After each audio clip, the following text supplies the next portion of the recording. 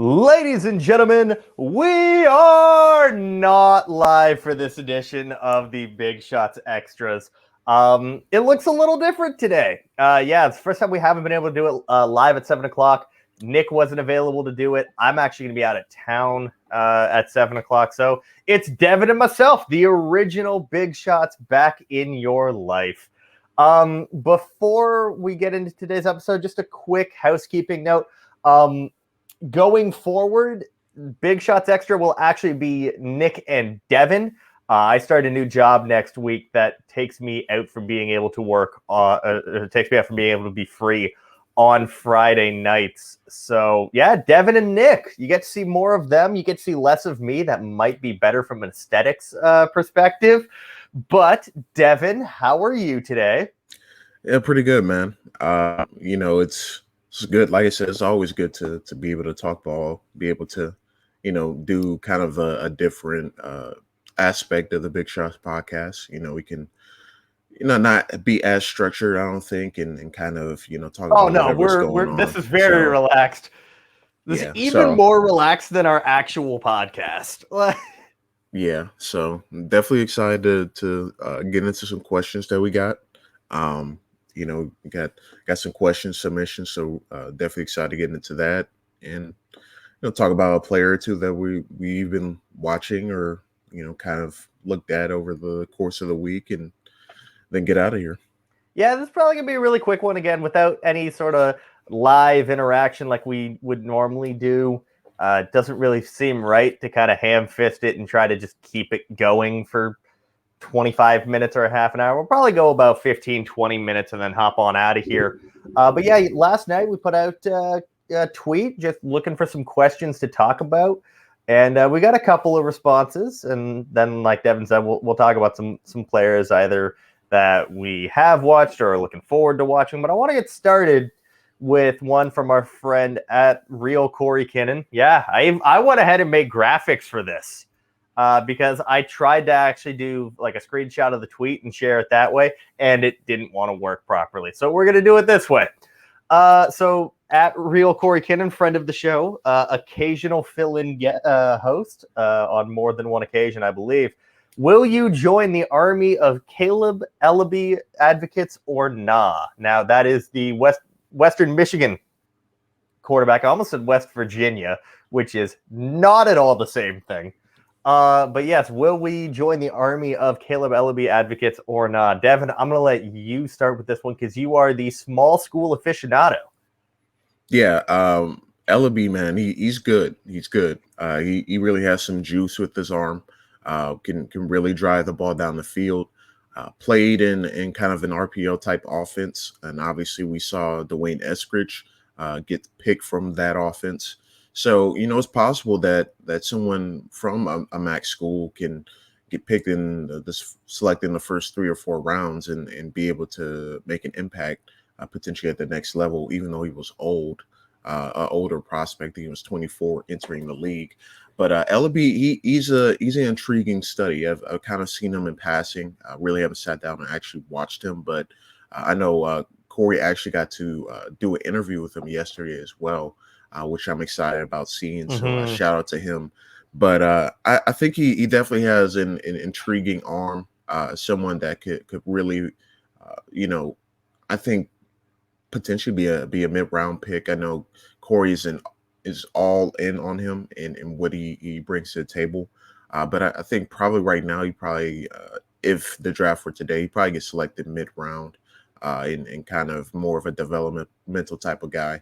Does need some more consistency from the little that I've seen in accuracy and getting the ball into certain placements and whatnot. But I think, the guy has a really good arm, and shows some really unique athleticism. And I think he definitely deserves to be talked about more in this class. But obviously I got to study him more and be able to actually watch him. But I think he's definitely an intriguing option.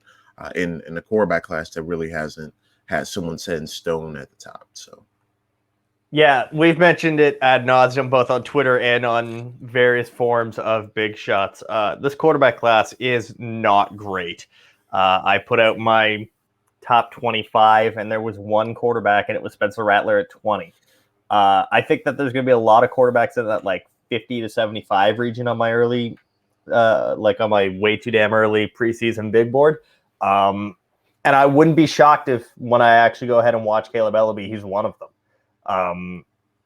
I think it was Tony Paulina, Pro Football Network, when he did the MAC conference's draft preview. He has Ellaby as a 3rd round grade. And Ellaby's like extremely young. I want to say he's a redshirt sophomore. He's either a redshirt sophomore. He might be a junior. I think this is his first year of being draft eligible, though. So there's a lot to work with. He's a young kid in a, as you mentioned, kind of RPO-driven offense. Big ball of clay just waiting to be molded. Good size profile, too. He's about that Sam Howell size at like 6 foot, 6'1", 215, 220, something like that. Strong arm. Like, he stood out when watching Dwayne Eskridge. Yeah, Dwayne Eskridge. I don't know why I just totally failed on his name there. I must need more coffee. We're filming this too early in the morning, I think. Whoever's decision that was, I need to speak to them. It was mine. But no, I genuinely think that he could come away as like a 3rd, 4th rounder going into the season, and with a good season, who knows? I mean, this quarterback class, like you said, completely up for grabs. It kind of sucks.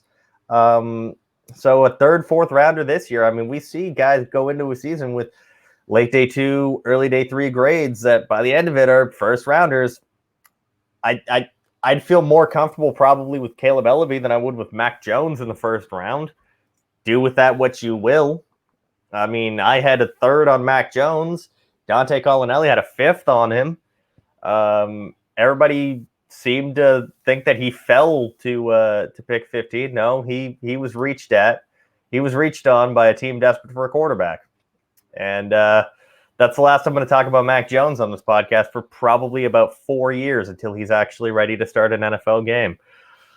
But in short, Corey, yes, I will join the army of Caleb Ellaby advocates. I'm all for small school quarterbacks. There's a reason I'm covering the Sun Belt and the FCS. I am a small school quarterback type of guy.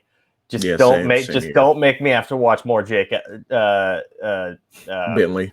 Jake Bentley. Don't make me have to watch more Chase Bryce. Please make me watch anyone else. All right. I was gonna push my chips forward for Levi Lewis, even though he was like 5'9", 5'10" at quarterback for. I need to get into Levi Lewis. He's the next quarterback on my list in the Sun Belt, and then he actually completes my list of Sun Belt quarterbacks. He was a little disappointing in 2020. 2019 film was a lot better, in my opinion. 2020 he got the Kyler comp. Yeah, I remember. The media was like, "Yo, he's Cajun Kyler," and I'm like, "Yo, can we not do that for a quarterback just because he's 5'9"? It's just like any quarterback that's 6 foot is Russell Wilson or Drew Brees. It's lazy. It's lazy. I remember people were comparing Lamar Jackson to that. I was like, dude, no, not even the same. No, don't force comps. Comps are stupid. Don't force them. Yeah. Moving on. Next question here comes from our guy, Andrew Harbaugh at Mandrew NFL, host of All In here on Blue Chip Scouting. If you were a GM and had to stake your NFL career on Matt Corral, the quarterback out of Ole Miss, or Desmond Ridder, the quarterback out of Cincinnati, who would it be? Now, I reached out to Andrew about this question yesterday, and I asked him if death was an option. And he said no. So we have to, Devin. We actually have to pick one. I'm going to let you go first because I still need about another 5 minutes to decide. Well, I will make an argument why I'm not picking Desmond Ridder.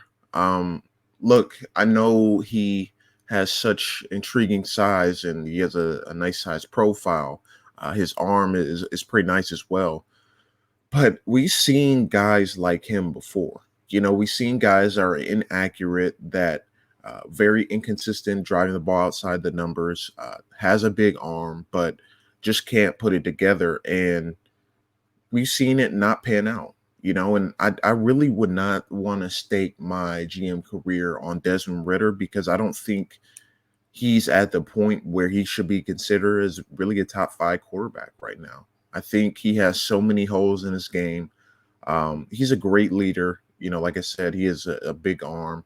Can make all the throws, but at the same time, he has not really made huge steps in his development over the last couple of years. He's been on the radar since 2018, 19, and it's the same thing with him. Big arm can kind of is that name that people kind of fall in love with for some reason. He's just one of those guys that people want to root for, and he has a really good story. But I think that he has kind of Kellen Mond tendencies to his game where when there's pressure, he's not good at handling pressure. So for me, I would take Matt Corral, and that's not really a confidence pick. It's more of a, lesser of two evils. Yeah, it's kind of like, Matt Corral. He has some traits that you can really work with. He can throw a platform. He can change his arm angles on throws. We've seen him throw bombs, downfield. He can also make all the throws. I think it's more about making sure that he's not having that gunslinger mentality all the time, kind of reeling him back, because we saw how many interceptions he threw in. I think 13 of his 14 interceptions came against LSU, Arkansas, and Auburn last year. So 5 against Arkansas. Yeah. Actually, I think it was 6. Was it 6? Arkansas. Yeah. So, that's concerning in terms of turning the ball over. But I think, as a prospect, and if I were to choose today, I'd probably take Matt Corral. I think I feel a little bit more confident that he'd be able to run the offense, be able to get the ball out quickly, has a quick release, can change his arm angle. And while he doesn't have the typical size that you look for, I think he's like 6 foot, 6'1", maybe like 210. Yeah, he's a smaller guy. I still would feel a little bit more confident in his decision making and ability to deliver accurate passes. I mean, we've seen him be able to connect passes in double coverage, triple coverage, and really move the chains offensively. So I think his decision making needs to get better, but I would probably take my stake at Corral. Death is still a very intriguing option in this case because, I mean, I had a chat with Tyler Fornes on it on this past week's episode of All In, where Corral is, despite the interception numbers, he is the more accurate quarterback. His turnovers come from his mentality of, I'm Brett Favre. No, you're not. I've seen Brett Favre, sir, and you are no Brett Favre. He loves to think he's like Brett Favre and Patrick Mahomes wrapped into one, and he's neither of those, which leads to a lot of cowboy ball. And Desmond Ritter just straight up isn't accurate. God. I think Corey Kinning graded him as the least accurate quarterback in this class. And Devin, I was listening back to some old episodes of the Big Shots. And there was one of us that seemed to be very bullish that Desmond Ritter last year was going to break out. And it wasn't you. And that's all I'm going to say. Ooh, I thought that was me. No. Dude, it's quarterback takes. Of course the bad ones come from me. The same guy that in 2018 had number 1 QB in the class, Josh Rosen, number 2 QB in the class, Sam Darnold. Let's go. However, I think I've grown a lot since then. And God, I mean, Ritter's got potential starter upside with backup floor. Corral in the right offense with the right offensive coordinator has Pro Bowl upside with a floor of CFL. Definitely. God. So, I mean, it's more of whose floor you want more. It's like, would you rather be shot or stabbed? Like it's bad. Preferably neither. However, I'm gonna go Matt Corral. I don't feel confident about it. Why Andrew decided to give us this question is to be a dick, but yeah, I'm gonna go with Corral and not be happy about it. The Desmond Ritter hype needs to stop. It needs to stop. It's gotten out of control.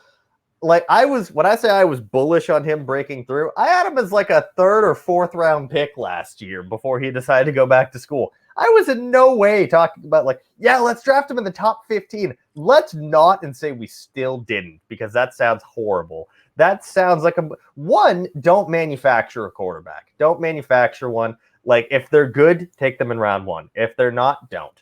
Just don't. Well, I mean, it's similar to, like I said, it's similar to the Kellen Mond hype. You know, people were like, "Oh, maybe he should go round 1." Oh my God, do you remember that week and a half? Yeah, it was awful. Because we had that and the Matt Jones is going to go 3rd overall at the same time.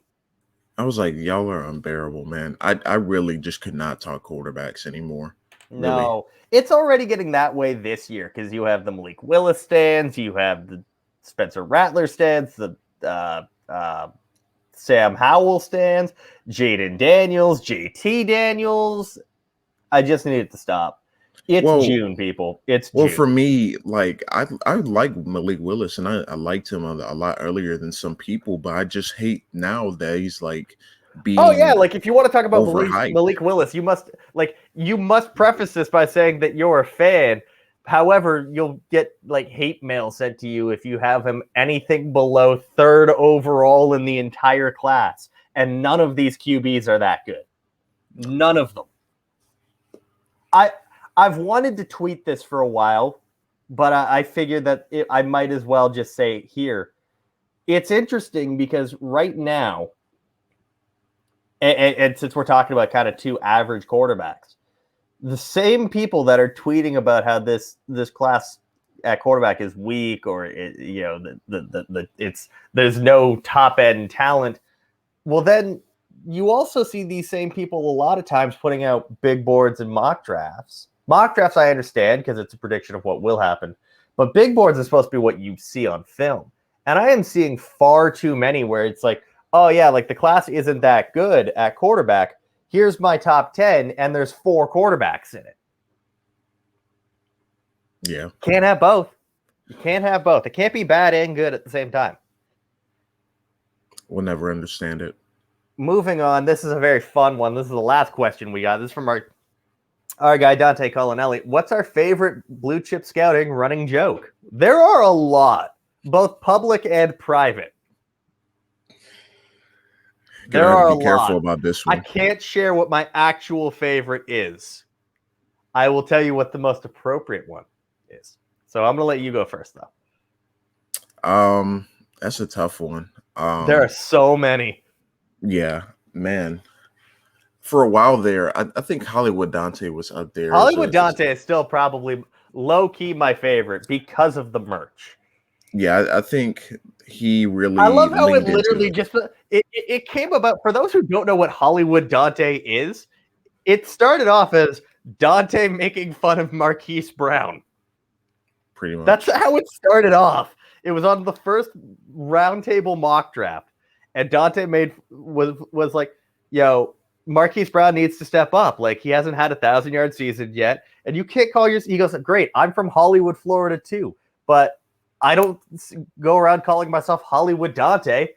And then we were like, "Yo, you should." And he went, "Okay." And then he grabbed a pair of sunglasses, and we created an entire persona around it. That's it. Yeah. That's the entire backstory of it. It's not some elaborate like, oh, like we were drunk and joking around at like 1 o'clock in the morning. No. It just happened organically on a stream. That's why I love these. Yeah. I think that's probably one of my favorite. Definitely the running Kermit, the frog. Memes. I don't know why that's a thing with us. I don't know how it started, but every time something happens remotely dramatic to anyone's team, there is a Kermit the Frog gif or meme or something. I have no clue where it started at all. I think it's because there are so many of them. I don't understand why there's so many. It's crazy. It's like Everything is better with Muppets. Everything is better with Muppets. I think that we'd have like the most viewed video on the channel if instead of us, we were just replaced with Muppets of ourselves. probably. Challenge accepted. I don't know I'm how. gonna pass on that, but I'm gonna pass. But yeah, I'm gonna let you go ahead and say your favorite BCS running joke. I think it has to be either it's almost like a three-way tie between Hollywood Dante, the Kermit memes, or the just openly shitting on the favorite player all time of Jared Feinberg. Jared Feinberg's favorite player ever is Cam Newton. Jared probably loves Cam Newton more than he loves his own family at this point. Like, I'm dead serious. There is not a bigger Cam Newton fan on the face of the planet than Jared Feinberg. Well, I thought I liked Cam Newton before I joined BCS, to be honest. Then you met Jared. Yeah, I was like, yeah, he's going to bat for him every single time, and Every time. It's gotten to a point where it's like now it's almost a meme in and of itself. Yeah, I think didn't Hearts make Cam Newton Cam Newton no matter what. Cam Newton no matter what. By the way, Draft Day, terrible movie. Terrible movie.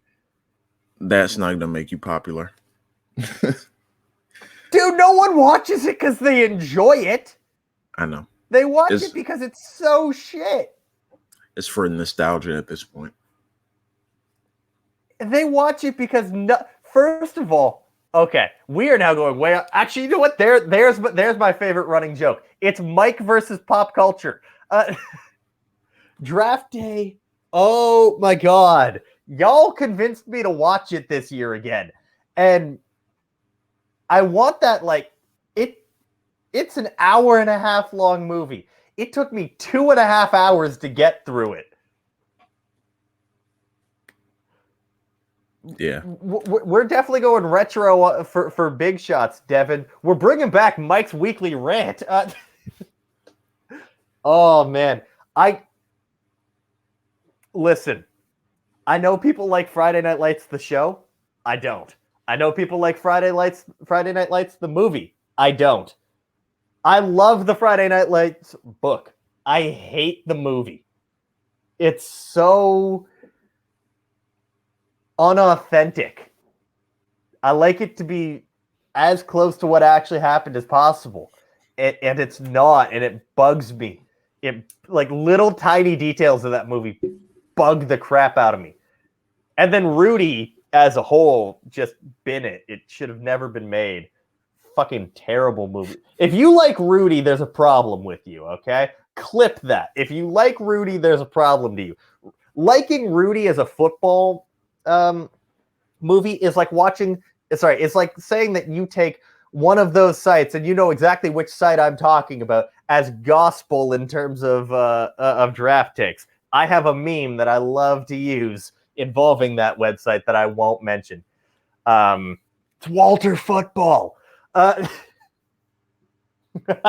don't want to start any turf wars with websites that are actually friends of ours. No, I don't care if Walter Football sees this. He won't, and he probably hasn't. I mean, he thinks that Tyler Show is a top 3 player in the class. So, fuck you, didn't listen. Plus, you listen to Walter Football. I don't want to hear that name ever brought up again anywhere near the first round. Dude's not good. But no, like, Draft Day, I get it. It's a meme in and of itself because, like, for God's sakes, he trades like 3 years of second round picks to get the number 6 overall, draft pick, and he wasn't hung up on. Everything about it. The best part of that entire movie, Devin. By the way, P. Diddy deserves that film because, like, that movie's awful.